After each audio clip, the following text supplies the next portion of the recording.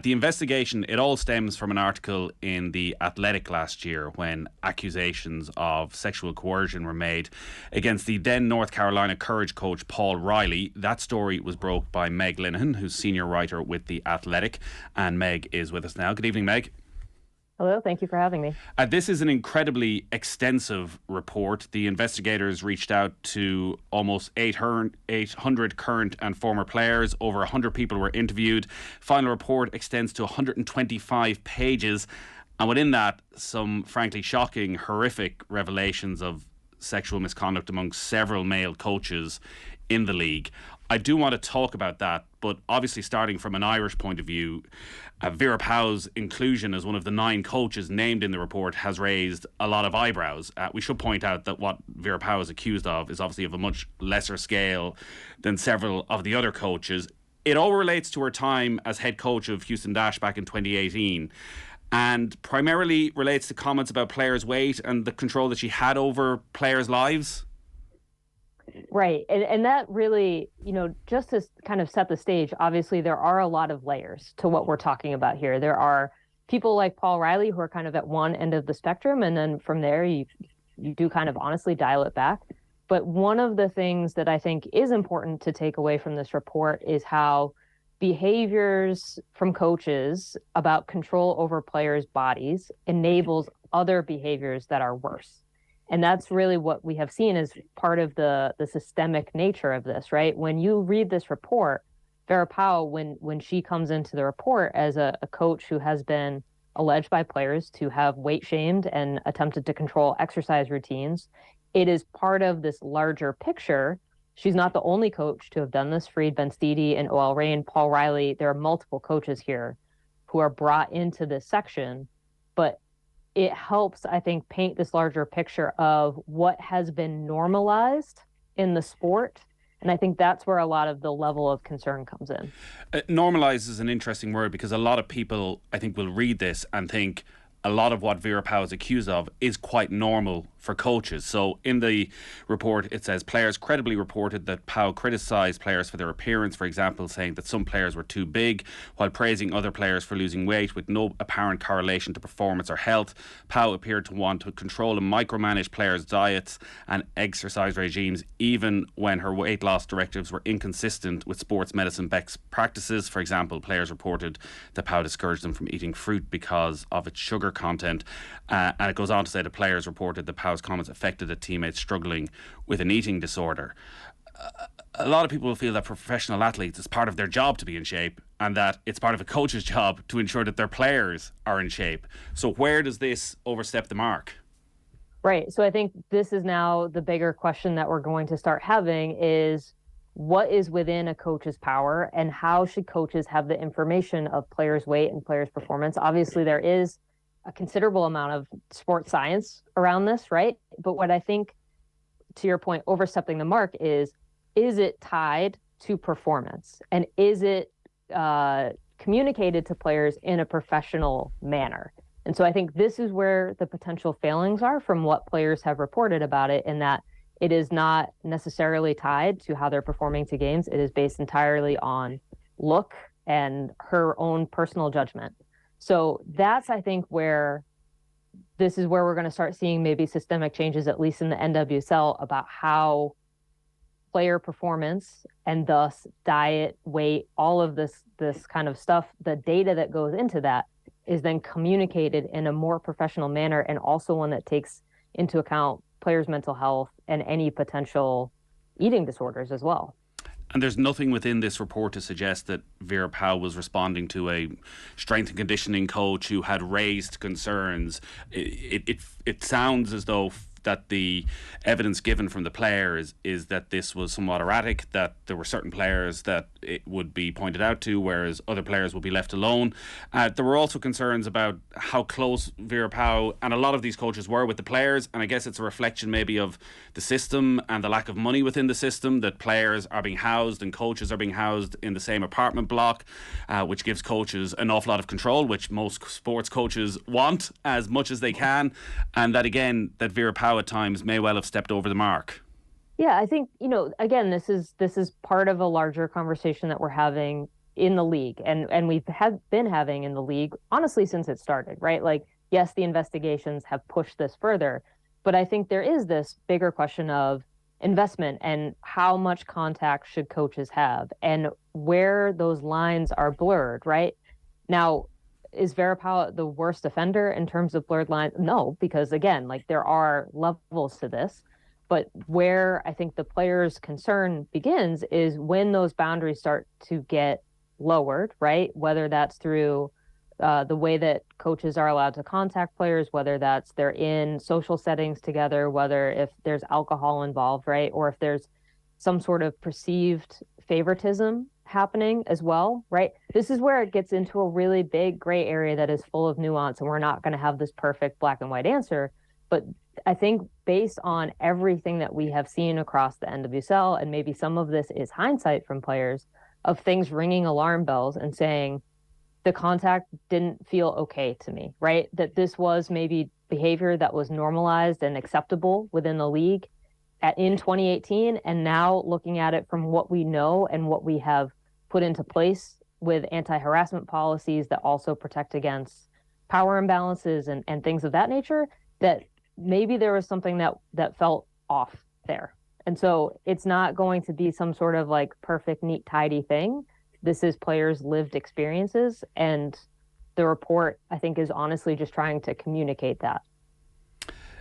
The one question I think that Vera Pauw will have to answer is around one of the players struggling with an eating disorder and players reporting that her comments affected that player and what her response to that was. We don't know fully what Vera Pauw's response was. So she appeared for an interview but then didn't cooperate with the investigative team. She provided a written denial of what she suspected were going to be the allegations. So obviously she knew that these allegations were out there, and included in her statement were that she never remarked on any player's appearance. Do we know any more? Will that statement that Vera Pauw presented, will that be released? We do. I think ultimately it would probably be up to her herself to determine if she wants to release it publicly. I think what you're also pointing to is there is a section of this report saying that she acknowledged, and I'm going to quote this directly, acknowledged that at the end of the season, a player had raised concerns to Pauw that her mistreatment had caused a teammate's eating disorder, but Pauw denied any role and stated that the reporting player should have, quote, taken responsibility as an adult, end quote, by looking out for her teammate sooner. And I think that approach to a legitimate concern about a teammate, like that's not going to sit well with people, especially in terms of like what is expected from a leader in a team environment. And that's the bit of what happens next with Vera Pauw and the Republic of Ireland, because as you're aware, Vera Pauw has made history this year. She has led the Republic of Ireland to a World Cup for the first time. That is the biggest question that you will have to answer, that when a player came and expressed concerns that it doesn't appear to have been handled in the correct way. Yeah, and I think, again, I do want to just kind of point out, like, all of these reports that we've gotten, because this is the second report that we have now gotten about misconduct across the NWSL. And there is, I think, value to going through individual experiences, but also I think in light of the sum of what has happened in the NWSL is that there is this sense of when presented with a legitimate concern about behavior, that individuals in question and leaders in question never took that extra step to say, is a player being harmed or is a player at risk in this particular moment, and get it reported in a way that would have had it addressed in the most helpful manner. And so I think, yes, this is the biggest question of this section of, if you have a player coming to you with a legitimate concern that a teammate is being negatively impacted by feedback that is apparently random and untied to performance, that is actively causing a health issue, that is not brought to the appropriate, the next step up the ladder, that is a legitimate question that needs to be answered. As I say, Vera Pauw will hopefully be on the show tomorrow, and we can talk to Vera Pauw and ask her all these questions on the show tomorrow night. This is a story that has been told many times before, it feels, in American sport. We've watched Athlete A, we have spoken to the people around US gymnastics, and as you say, like, the one thing that is common is that it's not as if people didn't know. People had made complaints. People had made reports. People in authority knew about this, and time again didn't act. And it does feel from reading through this very extensive report, particularly around somebody like Paul Riley, that even when complaints were made, by and large, they seem to be ignored. Right. And that, I think, with my original story at The Athletic, yes, it was absolutely about two former players who were making an incredibly powerful choice to go on the record and tell their experiences of what they had lived through. But the other part of the article that was so important too was how the institutions around them, the team, the league, U.S. Soccer, had failed them in their attempt to report, especially following 2021. Players had essentially mobilized against the league to ensure that an anti-harassment policy was put into place. And the NWSL Players Association came in to help on that effort. And that was announced outside of anything else. They got it done before collective bargaining agreement for a new labor agreement, because that's how important it was to the players to be protected, which makes sense, obviously. But there is this sense of every single reporting mechanism, people are pointing fingers at each other. There are gaps in the system. No one actually knows who's finally responsible. Even when things are reported, investigated, coaches who were terminated, those reasons were not being shared publicly, mostly. And so when the next person who wanted to hire a coach down the line was trying to figure out why they, were moving on from their previous role, they never got an answer.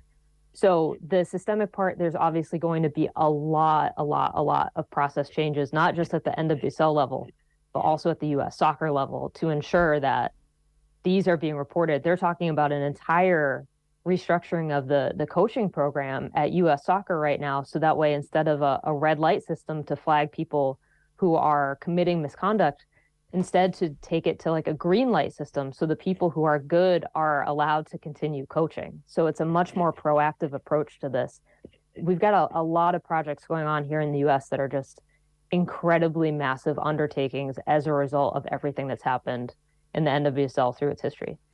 This report does focus in on three particular interviews, and Paul Riley is the focus of that article that you wrote a couple of years back. For people in this country who maybe don't know who Paul Riley was, how big a figure was he in US football? I mean, he was a huge figure. He was one of the most winning coaches in the NWSL. He had, at one point, his name had been lobbed up as a candidate for the U.S. Women's National Team. We have found out why he was never actually considered for the role as part of these investigative reports. But, he had won multiple championships with multiple teams across multiple leagues. He had a tremendous amount of power, not just within the professional women's landscape, but he also had a very successful youth club as well that he then also sold for millions of dollars, right? There's a huge profit in youth soccer here in America.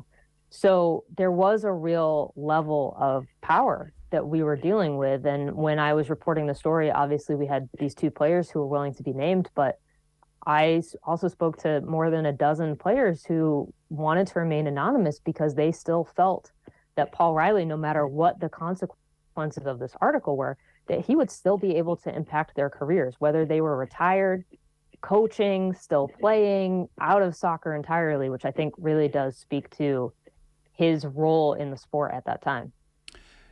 In this report, the first line when the joint investigative team released their findings on Paul Riley is very clear. Paul Riley engaged in sexual misconduct towards Sinead Farrelly and Mana Shim, and goes into quite horrifying detail as to the abuse suffered by those two players and the way he ruled at the various clubs he was at. And as you say, he was allowed to move from club to club despite there being allegations all along the way. Where is Paul Riley now? And reading these accusations, I assume that criminal charges have to follow. I mean, no criminal charges have been pressed. We do have statute of limitations here. Also, like every player who has been in these reports also has to make that decision for themselves. But I mean, Paul Riley has basically removed himself from the spotlight a bit. He refused to participate in this joint investigation. Obviously, when we reached out to him for our original article, he sent us a written statement responding to the list of questions that we had sent him. But generally, he has a child that we are aware of, and he's active on Twitter a little bit, and that's about all we know of him currently. And what about those who worked around him at the clubs at that time? Because a lot of this was happening on team buses, around team hotels, almost an understanding that he could do whatever the hell he wanted, whenever he wanted. Yeah, I mean, there is a conclusion from the report, too, that Paul Riley had surrounded himself with coaches that he, would acquire and then who would basically, if not enable his behavior, then at least tolerate it. A lot of the former assistant coaches within his sphere have moved on to other roles. Like, we have attempted to reach out to assistant coaches who have moved into other roles within soccer, generally within youth soccer. And that, again, has been kind of one of the main things that we've discussed out of all the NWSL reporting, is that the movement between the youth game and the pro game, that abusers are still lifted up out of the youth system into the pro system, but then also after people are terminated from their roles within pro soccer, they are then able to basically still re-enter that youth system because the reasons for termination are not shared. So yeah, there's still a lot to dig into here. And most of these coaches were selling the dream. Again, going back to the gymnastics comparison, it was to become an Olympian. This is to be a professional player. And so many of the players who spoke talked about, well, my destiny was in his hands and I needed to keep him happy. Have there been any attempts to change that? Is it possible to change that philosophy within these clubs? I mean, I think that is a fantastic question, because I think so much of what we have seen over the years in this sport is that there is this sense of players should just be grateful that they are even able to play. And that's been at really every level of the women's game here in the U.S., from every version of the pro league that's existed to the U.S. women's national team when they ask for equal pay, right? That is such a defining characteristic of the space. And so you lump that in with ambition to play on the national team and you're in the league, right? And it's so easy to take advantage of that and to also use it essentially as a tool for further grooming. You'll only make it on the national team if I'm your coach. I'll get you there, right? And undoing a lot of that culture is a really, really, really hard project. But what I think I am really heartened by is U.S. Soccer has formed a committee coming out of their own investigative report, and that participant safety committee is headed by Mana Shim, one of the players who spoke to me for this original story. So this is a player who has lived it herself, who is now working directly within the system to try and fix it. And that to me is one of the most encouraging things that I try to cling to on a daily basis. It does seem that whether it's the American game or even in the WSL in England, that there's almost an acceptance of relationships between male coaches and players. And not all of them are coercion, not all of them are what we've read about in this report, but that there is just a general acceptance that this is going to happen. Yeah, and I think that's been a culture here too. A lot of players have married former college head coaches, right? Like that's a whole generation of players essentially here. So I don't know if there is a good solution for this moving forward, but we also had an investigation here in the US into Portland Thorns head coach for this past season, Rhian Wilkinson, who just led the team to a championship and who self-reported not even a relationship with a player, but just communication between her and a player where feelings were expressed, nothing was acted upon. The investigation cleared her of any rule infractions, but she still resigned because right at the moment, the culture of the NWSL really does not allow for this. And so I think it's going to be a really uncomfortable conversation still moving forward, but there will, I think, be a bit of a culture shift where the future generations maybe are not going to want to have that mingling, because fundamentally there is a power imbalance between a staff member and a player. There is a Irish-born coach named in this as well. Christy Holly was born in Derry and has been coaching in the NWSL. Who's Christy Holly? Christy Holly started basically as a volunteer with a team formerly known as Sky Blue FC and then became head coach there before moving to Racing Louisville. His big story here is Aaron Simon has alleged extreme inappropriate sexual misconduct between Christy Holly and herself in terms of inappropriate contact. I mean, just I almost don't want to get into the levels of detail. They are in both reports. But Christy Holly, once the team found out in Louisville about his behavior, they did terminate him. We found out in this joint investigative report that there was a severance package delivered to him upon his termination, and that they signed a non-disclosure and non-disparagement agreement with him that basically would have also banned the team from even volunteering the information to law enforcement. So he's definitely one of the main figures that has been a focus of both this report and the Sally Yates report in terms of sexual misconduct and a number of other issues that definitely cross the line in terms of the anti-harassment policy. Racing Louisville, who he was head coach with, have issued a lengthy statement, as many of the clubs have, and Houston Dash have apologised for Vera Pauw's conduct as well. The long-term responsibility or impact on these clubs, what do you think that will be? So, I mean, currently we already have 2 clubs actually up for sale as part of this entire process. Both Portland and the Chicago Red Stars are now up for sale after their owners have basically been found to have not necessarily done the right thing in some form or another via these reports. And they feel as if they need to move on in order for these clubs to survive, which I think is the right decision from both. But ultimately, there's a few different parts that really need to happen. There's obviously just adapting policies and making them stronger, right? And that's going to be the really easy part. The harder part is going to be regaining trust of players, of fans, of really everyone who's kind of watched this play out.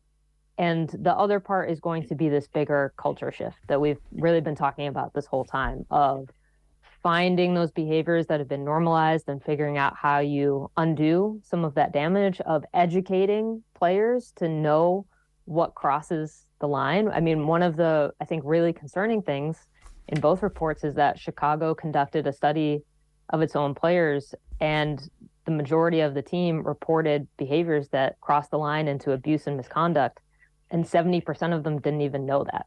So there is a much bigger cultural and education part here that is going to be a much longer term project than just fixing some documents.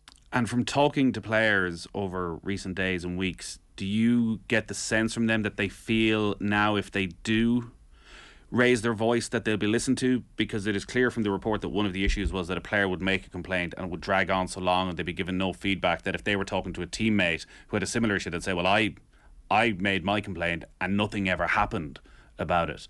Do the players feel more empowered because of this? I think more, yes. Is the league 100% of the way there in terms of having reporting mechanisms that are going to be trusted every single time? Absolutely not. I mean, even the joint investigation report says we had players who did not trust this process. And that, again, is this larger cultural thing of, we have seen for a decade that reports are not handled correctly. So why would we trust you to do this one right? And that is going to be a long process of fixing it. But I think that there are both more and better reporting mechanisms following the events of the past year and a half or so in terms of anonymous reporting. I think the NWSL Players Association has played a really large role in this in terms of feeling like they have someone that is there to look out for their interests and to protect players if they do report. And I think what has been a really important shift for players too is this sense that if they do go public, if they put their name on it, that there will not be retaliation, that they will be protected. And there was a new player in this most recent report, Kaylee Kurtz, who reported Paul Riley's behavior in North Carolina, who basically went through that exact process of not trusting that her report would be treated well, and then deciding to come forward during this investigation because she would feel more protected. So improvement, yes. Truly all the way there yet? Absolutely not. This report is so vast. It does almost feel unfair on Vera Pauw that she is in a report alongside a Paul Riley, a Rory Dames, a Christy Holly, essentially sex offenders who have done the most horrific things that is outlined in detail, page after page after page. when the accusation against Vera Pauw is that her tone was wrong, she dealt with things wrong, but certainly what she's accused of shouldn't be on the same page as what they've been accused of. Yeah, I think it is really important to talk about it with nuance, right? And understanding that there are multiple layers. At the same time, I think, if we believe the players who spoke to the investigation, that there was a player at the heart of this who was truly impacted by her role as a coach and by the comments that she made. And that there is a player at the end of the day who was harmed. And to be fair, to your point, it's not at the same level, but that there is, again, this bigger systemic issue and that players were not protected. So is weight shaming the same as sexual misconduct? No, but does it have maybe some of the exact same risks in terms of players' mental health and safety? Yes. So I think that's where the nuance part is really important. And it is really hard to boil that down if you're in a conversation on Twitter or, just having this kind of, what I think we keep seeing is that there's just this rundown of all the coaches, right, who are named, and there's no discussion of who did what and kind of the scale and scope of everything that happened.